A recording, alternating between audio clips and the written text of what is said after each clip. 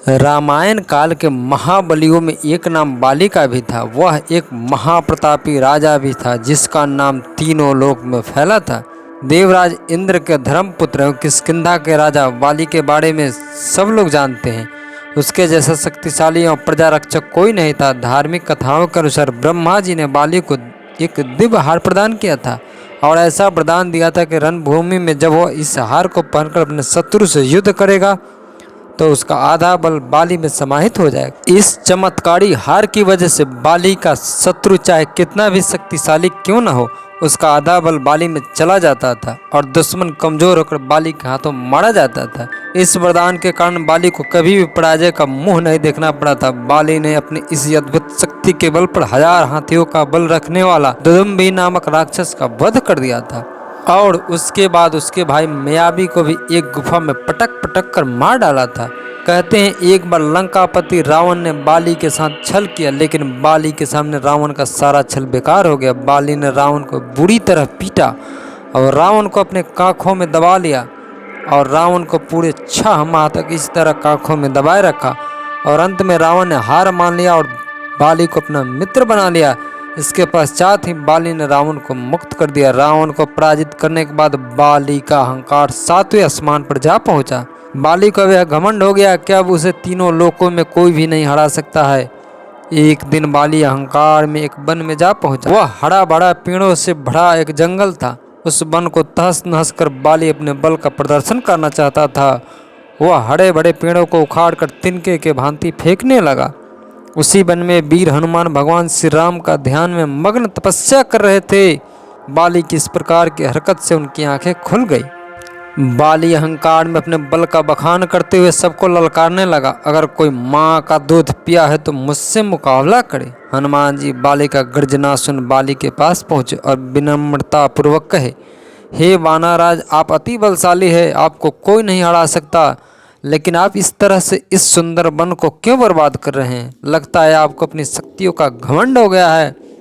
हे वानरराज, आप अपने आप को पहचानिए और राम नाम का जाप करिए, जिससे आपका यह अहंकार अपने आप दूर हो जाएगा। हनुमान जी की बातें सुनकर बाली अत्यंत क्रोधित हो उठा। हे तुच्छ वानर, तू मेरा सेवक होकर मुझे शिक्षा दे रहा और तू जिस राम की बातें कर रहा है उसे भी मुझसे मुकाबला के लिए बुला लेना। हनुमान जी कहते हैं, हे बाली, प्रभु श्री राम तीनों लोकों के स्वामी है। और हनुमान जी बाली पर क्रोधित हो उठे और फिर कहा, हे अहंकारी बाली, तो प्रभु श्री राम से क्या मुकाबला करेगा? पहले उनके इस तुच्छ सेवक को तो हरा कर दिखा। बाली हनुमान जी से मुकाबला करने के लिए तैयार हो गया और अगले दिन सूर्य उदय के साथ ही मुकाबला का समय तय हो गया। सूर्य उदय के साथ हनुमान जी तैयार होकर युद्ध के लिए निकलने ही वाले थे कि वहां ब्रह्मा जी प्रकट हो गए। उन्होंने हनुमान जी को समझाने की कोशिश किया कि वह बाली के युद्ध की चुनौती को स्वीकार न करे। हनुमान जी ने ब्रह्मा जी से कहा, मेरी बात होती तो मैं मान जाता, परंतु उसने प्रभु श्री राम को ललकारा है। हनुमान जी की बातें सुनकर ब्रह्मा जी ने कहा, तो ठीक है, आप युद्ध के लिए जाएं, परंतु अपने बल का मात्र 10वां हिस्सा ही लेकर जाएं।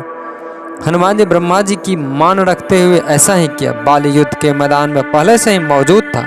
हनुमान जी के कदम रखते हैं ब्रह्मा जी के वरदान अनुसार हनुमान जी के शरीर से उनका आधा बल बाली के शरीर में प्रवेश करने लगा, जिससे बाली के शरीर में अपार शक्ति होने का एहसास होने लगा।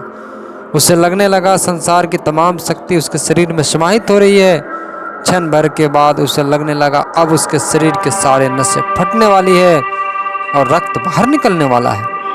तभी वहाँ ब्रह्मा जी प्रकट हो गए और बाली से बोले, बाली, अगर तुम जीवित रहना चाहते हो तो हनुमान से कोसों दूर भाग जाओ, वरना तुम्हारा शरीर फट जाएगा। बाली को कुछ समझ नहीं आ रहा था, परंतु ब्रह्मा जी को अचानक आया देखकर वह समझ गया कुछ तो गड़बड़ है। वह वहाँ से तेजी से भागने लगा। हजारों मील भागने के बाद वह थक कर चूर हो गया। जब उसे होश आया तो अपने सामने ब्रह्मा जी को पाया। बाली गुस्से में ब्रह्मा जी से पूछा, आपने मुझे युद्ध के मैदान से क्यों भगा दिया? तब ब्रह्मा जी बोले, बाली, तुम अपने आप को संसार में सबसे शक्तिशाली समझते हो, परंतु तुम्हारा शरीर हनुमान के छोटे से हिस्से को भी नहीं संभाल पाया। मेरे कहने से हनुमान ने अपने बल का 10वां हिस्सा ही लेकर युद्ध करने आया था, अब सोचो अगर हनुमान संपूर्ण बल के साथ तुम्हारे सामने होता तो तुम्हारा क्या हाल होता। ब्रह्मा जी कितना बताते हैं, बाली का बलशाली होने का अहंकार चूर चूर हो गया।